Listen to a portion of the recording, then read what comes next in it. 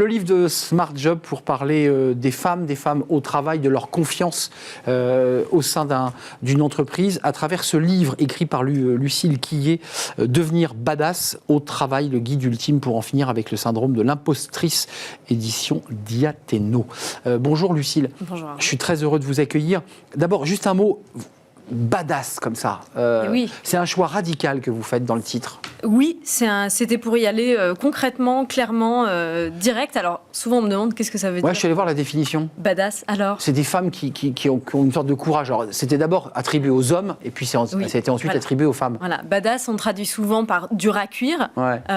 Pour moi, badass, c'est ne plus s'excuser, ne plus attendre les autorisations, prendre sa place, défendre ses intérêts, et ne pas avoir peur de déplaire aux autres aussi. Donc voilà, c'est être un peu plus prétentieux et un peu plus égoïste. C'est quoi? C'est la culture familiale, c'est 1000 ans d'histoire de relations entre les hommes et les femmes qui ont fait que les femmes sont aujourd'hui comme ça et que c'est dur de s'émanciper?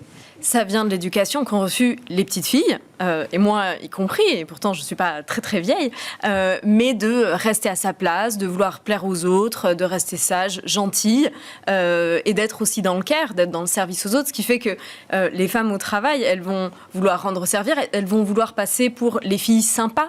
Moi, c'est ce que j'appelle le syndrome de la miss, on a envie d'être apprécié par les autres, et ce qui fait que parfois on se dit, je ne vais pas oser demander une augmentation de salaire parce que j'ai pas envie que les autres pensent que je travaille pour l'argent. Moi, ça me stupéfie toujours. On travaille tous un petit peu pour l'argent. Il n'y a pas de honte, à avoir. Et puis les femmes, elles vont aussi beaucoup plus douter de leur légitimité, de la place qu'elles ont. Est-ce que je mérite d'être là? Est-ce que c'est dû au hasard? Est-ce que je suis pas là juste par chance?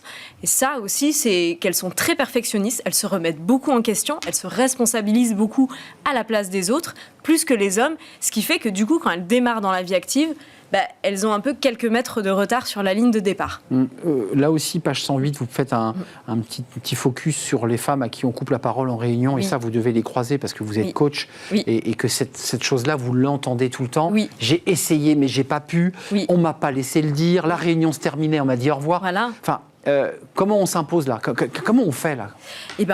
Alors déjà, notre parole est légitime. Il n'y a aucune raison que quelqu'un nous coupe la parole. Donc on peut dire très calmement, très posément, je vais terminer ma phrase et ne t'inquiète pas, tu pourras finir ce que tu as à dire après, mais je vais d'abord terminer mon idée. C'est bien aussi de se soutenir entre femmes. Quand vous avez une collègue qui se fait couper la parole, n'hésitez pas à intervenir, à dire mais en fait, l'idée de Martine m'intéressait, j'aimerais l'entendre jusqu'au bout.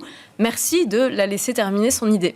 Et puis un peu plus loin, c'est le chapitre 3, vous pouvez être très compétente, mais sans bonne relation avec vos pairs, vous privez votre carrière de ressources précieuses. À l'inverse, croire que... Alors ça, c'est une phrase qui est assez forte. Oui. Croire que vos collègues sont vos amis est une erreur qui vous mènera droit dans le mur. Qu'est-ce que vous voulez dire par là? Toujours garder la bonne distance? Oui, voilà, ne pas vouloir à tout prix être apprécié par ses collègues. On n'est pas là pour se faire des amis, on est là pour travailler. On a la famille, on a nos amis dans notre vie personnelle, mais souvent, au travail, on a envie de bien s'entendre avec ses collègues, on a envie d'être apprécié, du coup, on ne va pas oser dire non au moment de rendre un service, on va dire, moduler un peu son comportement pour plaire, pour être apprécié, et ça, du coup, ça fait que c'est plus difficile de défendre ses intérêts, de défendre ses intérêts et de faire respecter ses limites.